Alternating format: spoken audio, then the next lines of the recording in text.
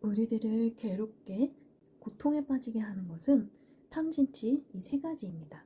탐은 욕심, 진은 성냄, 치는 어리석음이죠. 구체적으로 이 탐진치를 어떻게 해결할 수 있을까요? 오늘은 그 이야기를 해보도록 하겠습니다. 첫 번째, 탐. 욕심입니다. 탐일 때 저희들이 괴로움에 빠지는데요. 괴로움이라고 하는 것은 내 마음이 편하지 않은 것, 고통스러운 것, 불안, 분노, 초조 이런 것들을 포함하고요. 욕심으로 인해서 내 마음이 괴로워지면 그 모든 것을 탐이라고 합니다. 그러면 이 탐을 해결할 수 있는 방법에 대해서 소개해 드리도록 하겠습니다.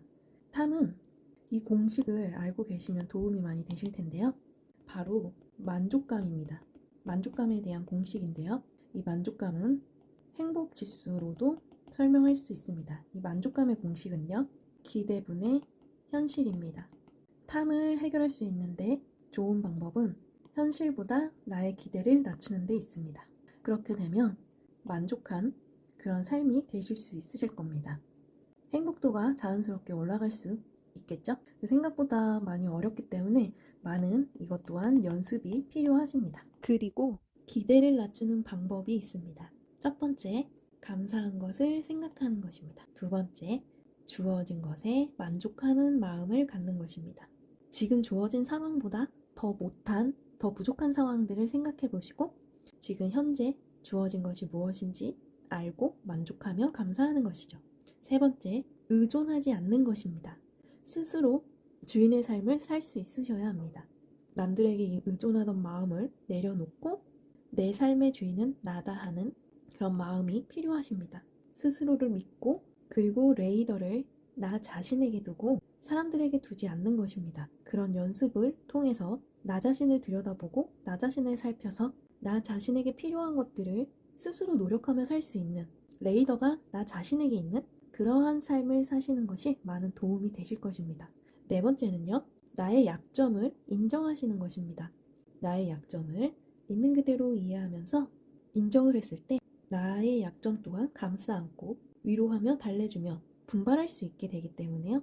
나의 약점이 무엇인지 알고 인정하는 시간을 갖게 되신다면 완벽주의의 삶으로 고통받는 인생이 아닌 나의 약점을 인정하고 받아들이고 가는 삶으로 조금 더 너그러운 인생을 살아가실 수 있으실 거라고 생각합니다. 그리고 분발하는 마음을 내셔서 얼마든지 자신을 믿고 성장시키는 쪽으로 가신다면 기대가 높아서 욕심이 많아서 힘드신 삶보다는 이해와 인정과 수용의 삶을 살아가실 수 있게 되실 거라고 생각을 합니다. 그리고 마지막 다섯 번째, 진정한 행복은 이 탐욕을 버리는 것에 있다는 것을 아는 것입니다. 이것이 굉장히 중요한데요. 탐욕이 많을수록 행복해질 수 없다는 것을 받아들이시고 그것을 알고 계시는 것만으로도 많은 도움이 되실 수 있으실 거라고 생각을 합니다. 그러면 두 번째, 진입니다. 진은 성냄이라고도 하고요. 분노화 이런 것들을 얘기합니다. 화를 내므로 인해서 우리는 고통에 빠지죠. 화가 나는 일이 생긴다거나 굉장히 분노하는 일이 생긴다거나 이럴 때 우리는 괴로움에 빠집니다. 그럼 이것 또한 해결할 수 있는 방법이 있는데요. 그것은 알아차림입니다. 지난 시간에 눈덩이 효과에 대해서 말씀을 드렸었는데요. 이 눈덩이 효과처럼 화를, 분노를 빨리 알아차릴수록 해결할 수 있는데 많이 쉬워질 수가 있습니다. 이 화가 점점 눈덩이처럼 굴러내려오면서 커져가지고 그때 해결하게 된다면 많은 어려움이 있고요. 힘이 많이 들게 됩니다. 그렇기 때문에 화가 처음에 일어날 때, 작을 때 알아차리는 것이 좋은 방법이 될 수 있습니다. 그럼 구체적으로 분노는 어떻게 다스릴 수 있는지 방법을 세 가지로 요약해 보았습니다. 첫 번째는요. 누구에게나 옳고 그름을 가리는 나름대로의 잣대가 있기 때문에요. 일어나는 일이 나의 잣대에 맞지 않을 때 우리들은 꺼리는 마음이 올라옵니다. 그러면 그 꺼리는 마음을 제대로 처리하지 못했을 때, 꺼리는 마음을 처리하지 못했을 때 분노가 일어납니다. 그렇다면 여기서 말씀드린 것처럼 그 꺼리는 마음이 일어날 때 바로 알아차리면, 빠른 알아차림을 하신다면 조금 더 다스리는 것이 쉬워집니다. 그리고 그것을 다스릴 때 세 가지 방법을 하시게 되시는데요. 첫 번째, 회피하는 방법. 두 번째, 맞서서 싸우는 방법. 세 번째, 받아들임으로 인해서 사라지게 할 수 있는 방법도 있습니다. 내가 무엇을 옳고 그름의 잣대를 가지고 있고 이 상황에서 이 옳고 그름의 잣대로 인해서 꺼리는 마음이 일어났다는 것을 알아차리시는 순간 받아들일 수도 있게 되시는 거죠. 그러면 그것을 빨리 알아차리실수록 쉬워집니다. 두 번째는요. 정신 차리자라고 마음을 다잡는 그런 방법을 쓰실 수 있으신데요. 이때는 이완을 하는 것이 필요합니다. 이 이완을 하는 데 있어서는 이 호흡관이 짝띠죠. 호흡을 고르고 편안히 하시면서 내가 지금 갖고 있는 생각과 이 상황들, 옳고 그름은 무엇인지, 지금 상황은 어떠한지 이런 것들을 살펴보시는 것입니다. 살펴보는. 그러면서 마음을 다잡는 것이죠. 정신 차려야겠다라고 생각하시고.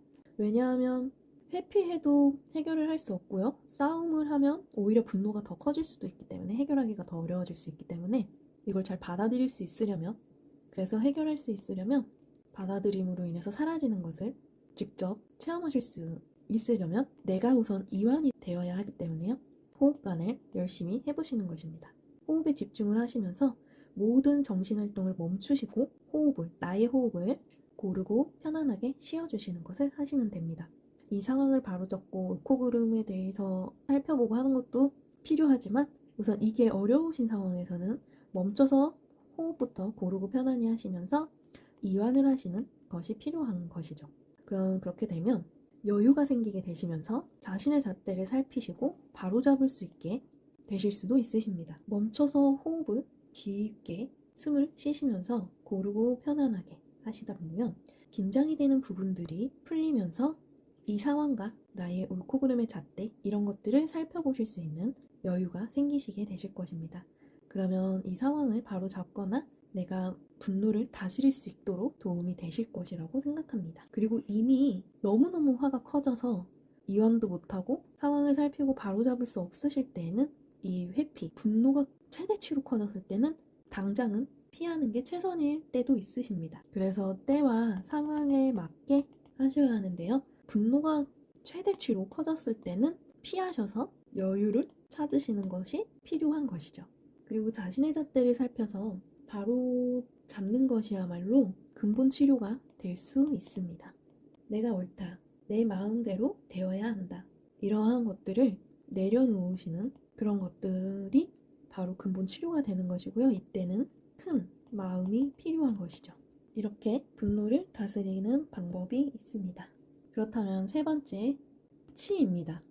치는 무지라고 하고요. 지혜가 없다는 뜻이고 무명, 밝지 않다 이런 뜻을 가지고 있습니다.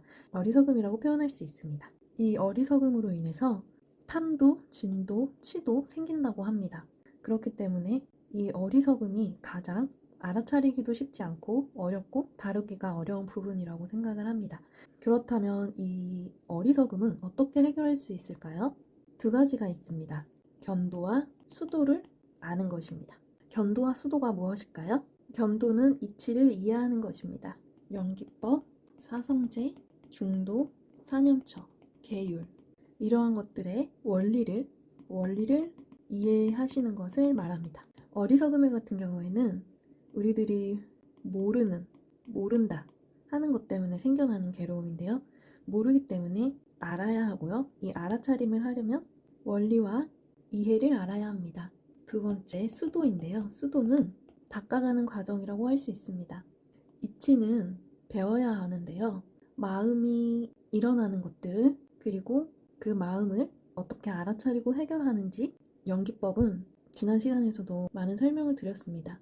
원인이 있고 조건을 만나면 결과가 있다 라는 것이고요. 사성제는요. 고진멸도로서 괴로움의 쌓임, 괴로움의 발생, 괴로움의 소멸에 이르는 길을 실천하는 것을 말하고요.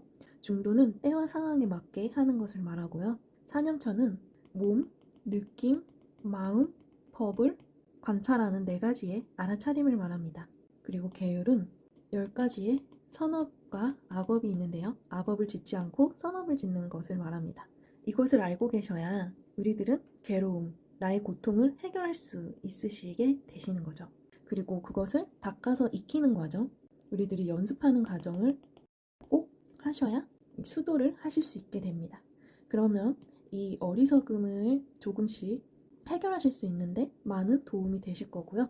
이 몸, 느낌, 마음법 4년차의 알아차림, 관찰을 꾸준히 연습을 하셔야지만 이때 필요한 알아차림, 그리고 성냄이 일어나는 순간뿐만 아니라 모든 몸에서 일어나는 것, 느낌에서 일어나는 것, 감각적인 욕망들에서 일어나는 것, 그리고 나의 마음에서 일어나는 것, 그리고 이런 법, 이치에 관해서, 그리고 내가 만드는 집착들, 이런 것들을 모두 알아차리시고 관찰하는 것이 가능해지십니다.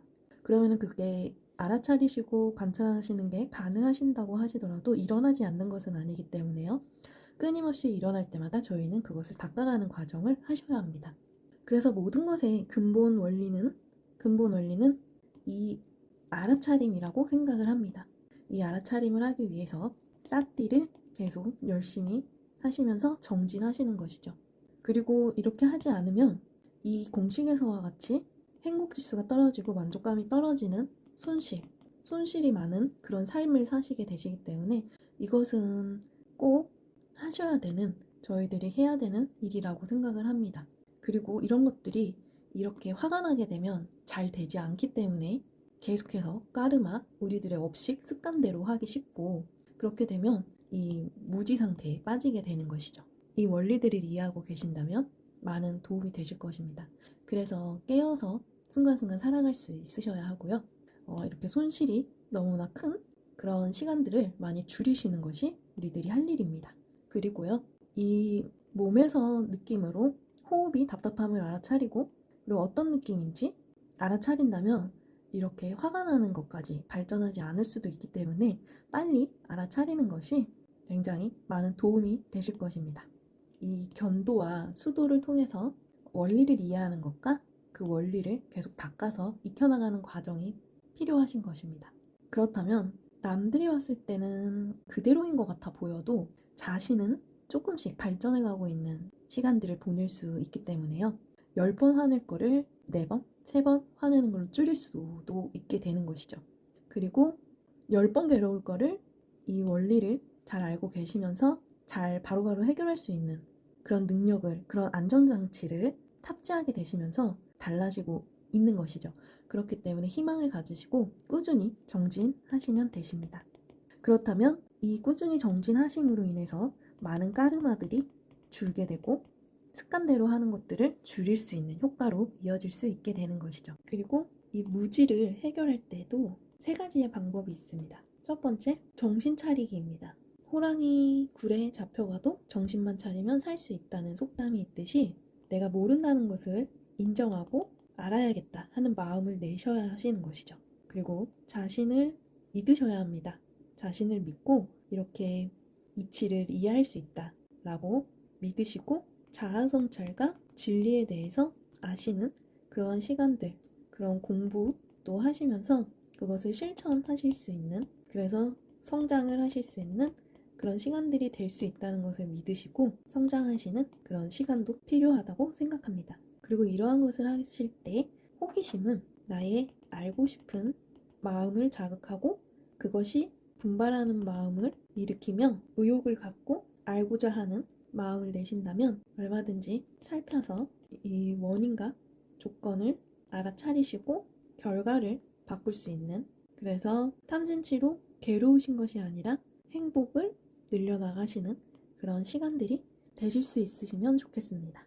호기심을 갖는 그런 좋은 습관을 가지신다면 건성으로 나의 일상과 나의 삶들을 그냥 보내시는 것이 아니라 호기심을 가지시고 보시면서 살펴보시는, 그래서 알고 싶은 마음을 내시면서 알아차림을 하실 수 있는 그런 시간들이 되셨으면 좋겠습니다. 그렇다면 만족감을 높이시는, 손실이 아닌 내 삶이 이익이 되는 행복한 그런 시간들이 되실 거라고 생각합니다. 네, 오늘 영상이 도움이 되셨다면 구독, 좋아요, 알림 설정 부탁드리겠습니다. 날마다 좋은 날 되세요. 다음 시간에 만나요.